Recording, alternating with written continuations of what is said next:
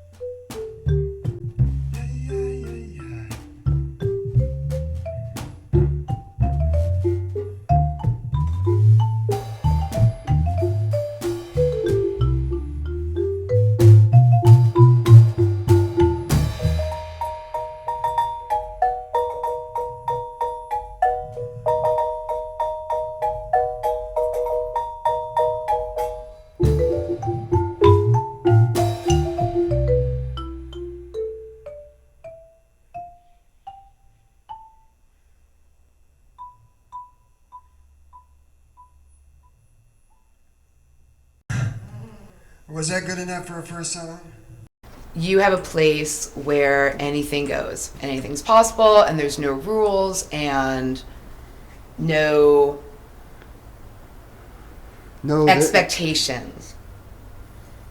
Maybe. There are rules. I have rules. I mean, I have been, I've been surprised by things that don't have rules, but everybody has their own rules. That's what we go by. It could be a stand-up comedian or anything. He's got his whole thing going. He's got his whole shtick, and he can just be like this and like this, and wow, that was he's spontaneous and all like this. It's the same with a jazz musician too. You start learning all those different things, and after a while, you put it in here, you put it in there. I found out I get to the point where I could just say, okay, we just made a mistake, go with it. That's exactly what I'm talking about. Right, and so it's like, and learning that, I remember the first time I ever cut a hole in the painting. When was that? It was the pop painting, the one, the big one, Yeah, the big one. Where is that now, by the way? Where does that live? It's at Mocha. At Mocha. What I mean is, I remember, I knew that if I cut a hole in this, I'm going to flatten all the rest of it out. Because there would be a hole in the painting which would show the surface of it, right? It didn't flatten it out.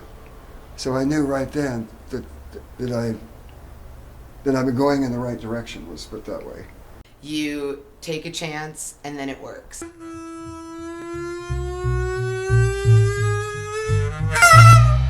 based on being a master of technique. Well, yeah, because personally, I see a lot of stuff like that where people don't have and so they get somebody else to do it for them or make it for them. And I got a real problem with that. And you look at this and you see, oh, this is a great idea, you know, there's a great polish on this thing, you know, and all this, and, you know, and then you start looking at it and you look and you say, God damn, it's starting to look like expensive jewelry for the rich. And that's about it. That's about it. There's no heart in it. There's absolutely no heart in it at all. The word heart is a bad thing, though that comes deep from within. You know what I mean? And all your great painters had it. You know, and it's and you're looking at this.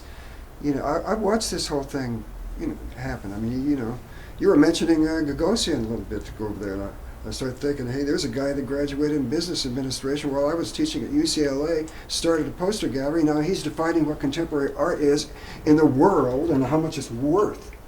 Oh, you say that Warhol just went for $37 million. You see a 2-color silk screen on poster on canvas, and I'm going, okay, Larry, you know, get it up there. Is this bubble ever going to break?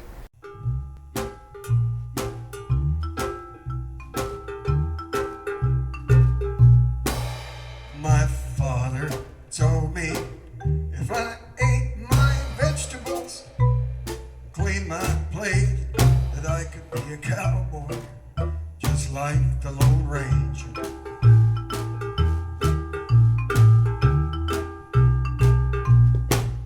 My mother told me if I took my medicine and read my book, that I could be a cowboy, just like the Lone Ranger.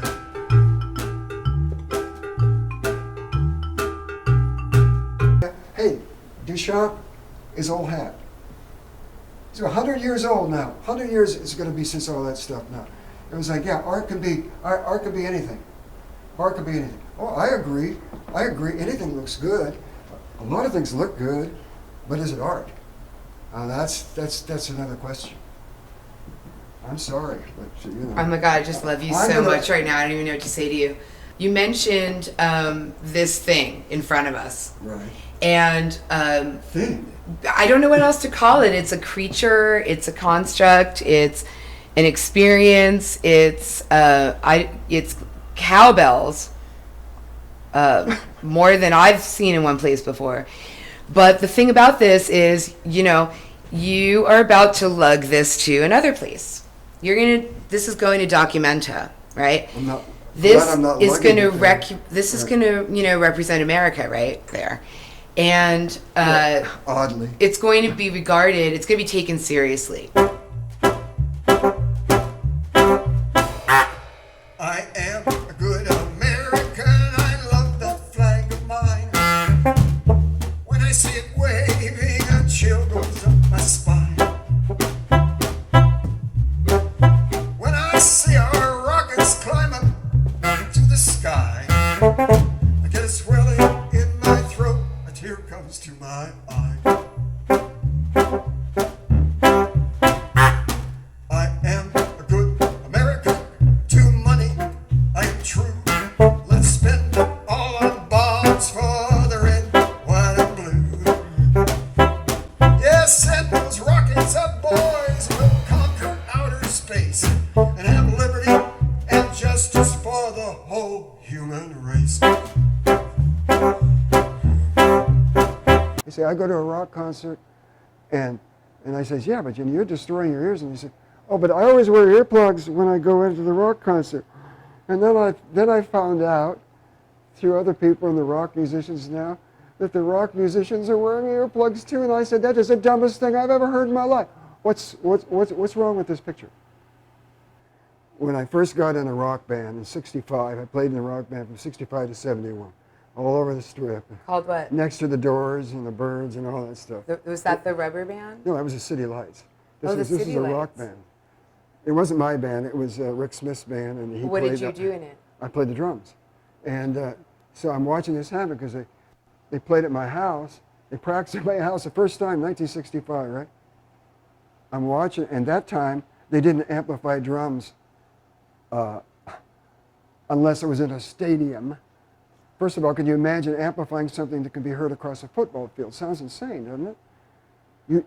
Drummers had sticks that were this big. If you look into the old videos from the very first, you'll see drummers with these great big sticks trying to keep up with the loudness of the guitars. But what was happening was I watched them.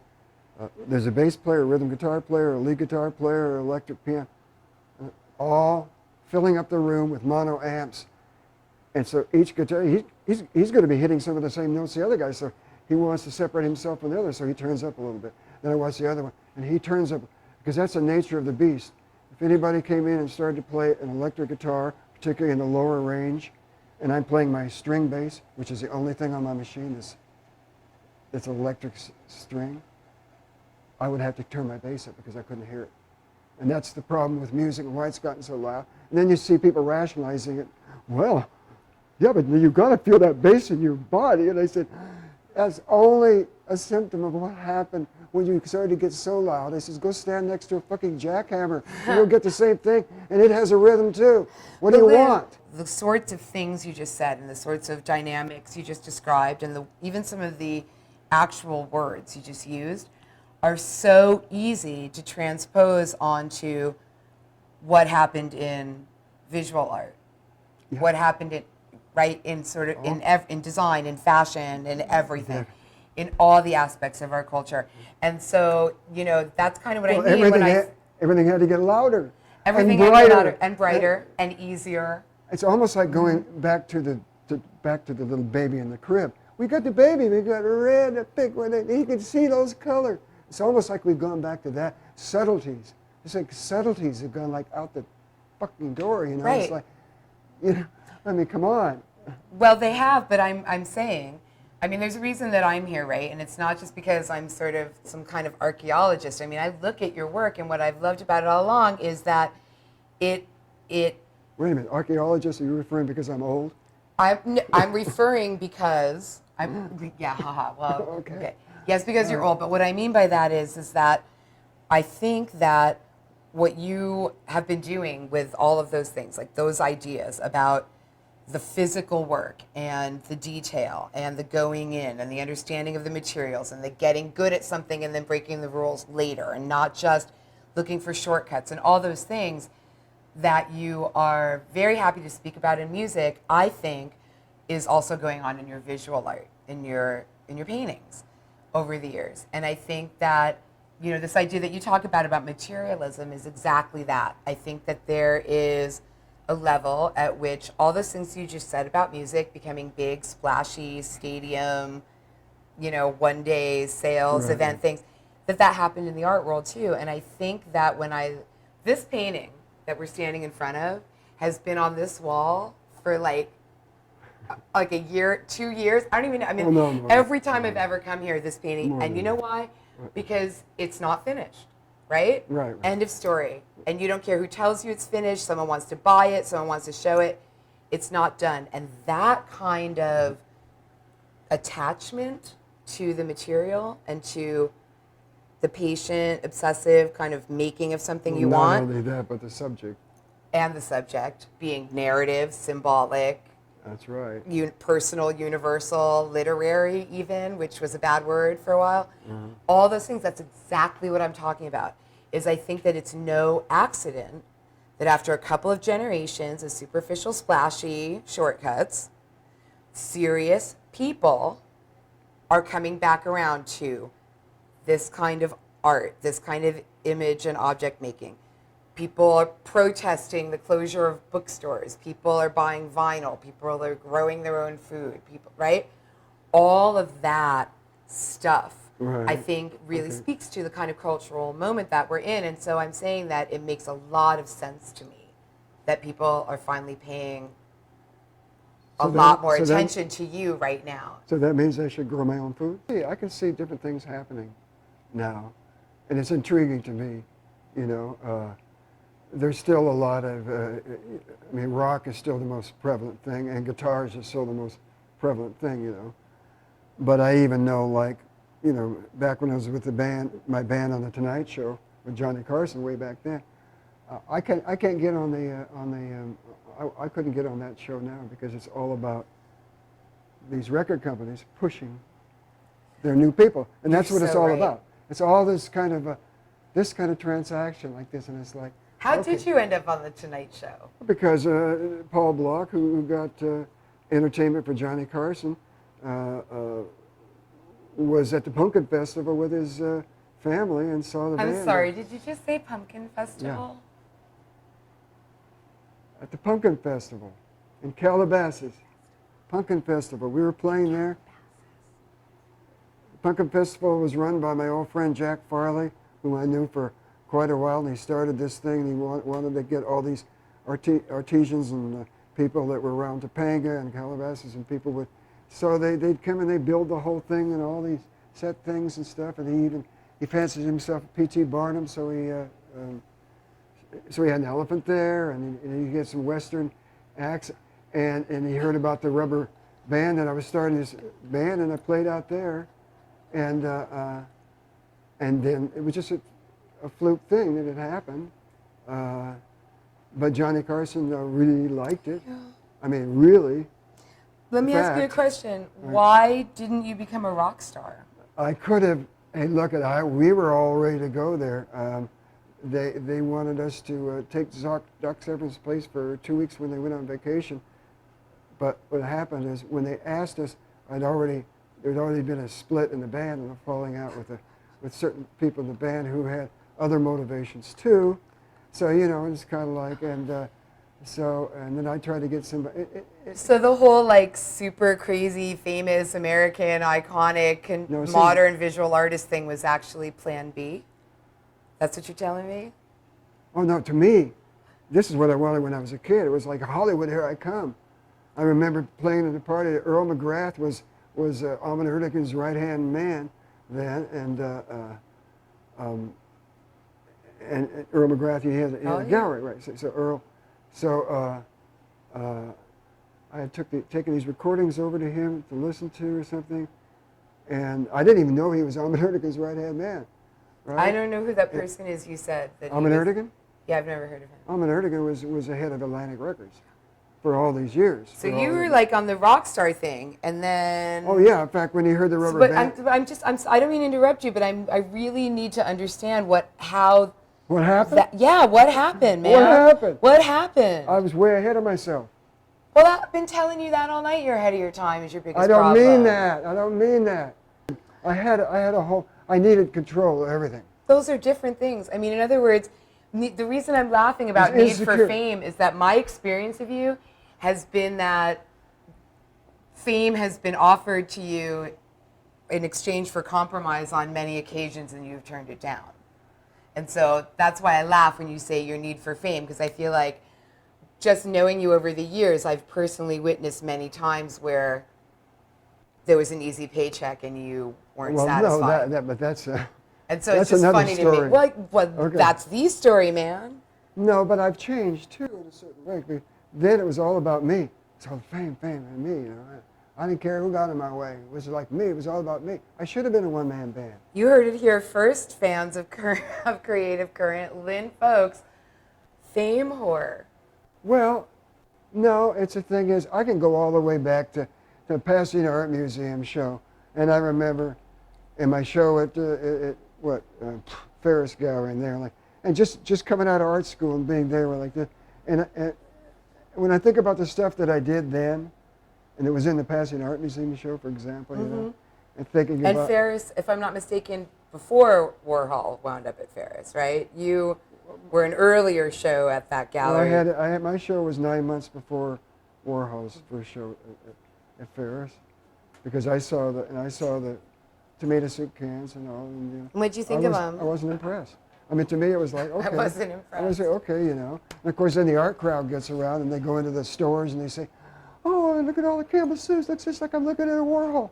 It got to be this whole big kind of commercial thing that just drew everybody in because they could see that. And, well, I don't know if it's great art or anything like that, but, it's famous and it's worth a lot of money. And it starts to get into that whole Donald Trump kind of thing. And it's like, it really, really pisses me off. Which you were not interested in. That's why I laughed a minute ago when you said that thing about being famous. Which I was not interested in?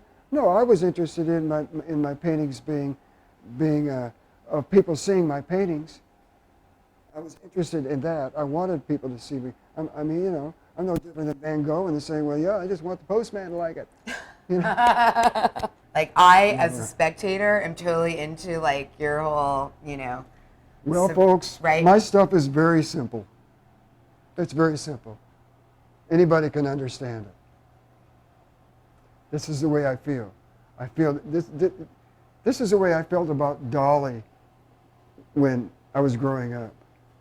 And why did Dolly become so popular and all over the walls and everything? Because people could understand it. Yeah. You didn't need to know about art to understand. They didn't need to, and what were they understanding? It wasn't like a vase of flowers. It wasn't like that. I mean, it was some pretty cool stuff. So it's kind of like, why are they understanding that? And not like Magritte much, or Ernst, or blah, blah, blah. Why? Because there was something, when you talk about the subconscious or whatever like that, and the kind of image, there's been nobody yet that I have seen in the art scene that has done imagery that was as good and as wild as Dolly. Simple as that. I see people in Juxtapose trying to do it, but they never quite get there. That's their idol, but they cannot get there. They got too many big eyes and, you know, and all this stuff like this. It's a different thing. He was coming from an experience. You go to, when I won the Paris Biennale back there and spent 3 months traveling in Europe back in, the 60s, I went to Dolly's house there. I was too afraid to come even knock on his door, but I looked at the whole bay and everything, and I remember the paintings of the weaning of furniture, nutrition with the holes cut in the, you know, in this bay with the boats, and I looked and I said, God damn, it looks just exactly like that. And I saw the walls that had the holes in them and stuff like that. Maybe they didn't have their faces like that, but he was painting what was around him. But after I learned about Dolly more, I also had into painting more and everything like that. Is that one thing that surprised me, which is all you do now. Like when I saw his persistence of memories in the art, in the books, they never put the size. So everybody thought it was like, it was this big. And that's the problem with the art magazines and stuff now. Is everybody's got so much, it's almost like saying, well, this is a big picture, so it's worth so much money. Or it's almost like that. It's like, what is the point? What you're doing is... Or it's more like saying the object doesn't matter. The information is here. They start describing materials. Blank, line, glass. But this, perfectly well, then is going to be written down as mixed media someday. Of course, that's what I call all my things. Right, that's what I mean. But it really, I mean, that's... I like to look at like a painting. See, that I feel like I'm painting with all these different materials too, so it still looks like a painting. See, and that's the whole idea. And then, I still got a ways to go with that. Well, but when you say that again, that's kind of the sort of thing I was saying earlier. When I think like when you say you look at this as a painting, but you're using all these materials and you're not worrying about what's traditional or what's this or that. That is exactly the kind of like, that's the upside of this new generation of people who sort of just put everything in a blender and go for it. The downside is stuff is superficial and flashy and, not. But the upside of that is that no one's going to argue about that with you anymore. Do you know what I mean? Like you can just say, this is mixed media, it's painting. And people go, oh, he's painting with carpet. I get it, no worries. And that's... I know. Right? So because I feel like, I still feel, what it is I feel like I don't like the word, even say the word painting. What I say is, what I'm doing is I'm making a picture. Well, no, a second ago you said you were painting with the blanket. I am making a picture. He recorded it. You said, I paint with the blanket. I paint with the blanket. But what I'm saying is, when I refer to it, I would refer as to this painting or Pop or the Lost Frontier as a picture. Yeah, right. Because there's all this painting shit that's gone on for years. It was like, and then they got to the point, well, the painting is an object, so we'll paint around the edge of it because it's an object. Then it started to get like really ridiculous with this object. When I first started working way back with the Pasadena Muse, before I got on the art scene, I was using all kinds of materials and tar and black, black. Yeah, I was using all kinds of material. When I got on the, as soon as I got on the art scene, they're like that, I switched to canvas, and it was canvas all the way up to 69 till I stopped, till I was totally blown away about. It got to be how big it was. Yeah, and how big and single, a big and single image that you'd be able to read, that you would be able to read across the room. But when you got up close to it, it wasn't as interesting as you thought. I think we're like scooching into the corner again. Come here. Okay, all right. What's interesting that you say about that, though, is, for example, that that's a commercialism, right? Where it's like the size, you know what I mean? But what I hear when I hear you talk about that and not being completely excited about just, how big it is and how much it's worth or whatever, is this idea that it's more about, it's more about the time invested, like this, you know what I mean? The scale is not only a function of size, but of labor. It was never about how much it was worth. It was only that once everything started getting bigger, and I just kind of went right along with it. And it was I did this whole show in 69, where I did 7 6x9 foot paintings. That's nothing these days. Wasn't it 5.5 by 5.5 foot paintings, and 2 10 by 12 foot paintings. I did it all in 3 months between UCLA for the whole summer. I made the stretcher bars myself. I stretched the canvas myself. I primed each one a different color. I had this whole system going, right? I'm sure you did. And I did this woodland show, and I totally stopped it. It was like... You stopped it? I totally stopped doing it. Oh, after that show? Yeah, because all of a sudden, 5 major museums, including the Boberg and the Chicago Art Institute and all those, wanted the paintings. They bought. Well, that makes perfect sense. You make a bunch of really enormous, really easy to produce, expensive paintings. Regional museums of repute all over the nation and the world want to buy them. So you stop making them. It's not that they were bad. I'm sure it's just, not. I know, but I would have been in a rut. Lyn, just give me the fact. Tell me that you can appreciate why that's funny. I can appreciate that. Okay, That's funny. That's thank true. you. I can Well, we've appreciate reached an accord here at Creative Current. I think they're done listening to us. Oh, really? Yeah. Catch us next time. So long, folks.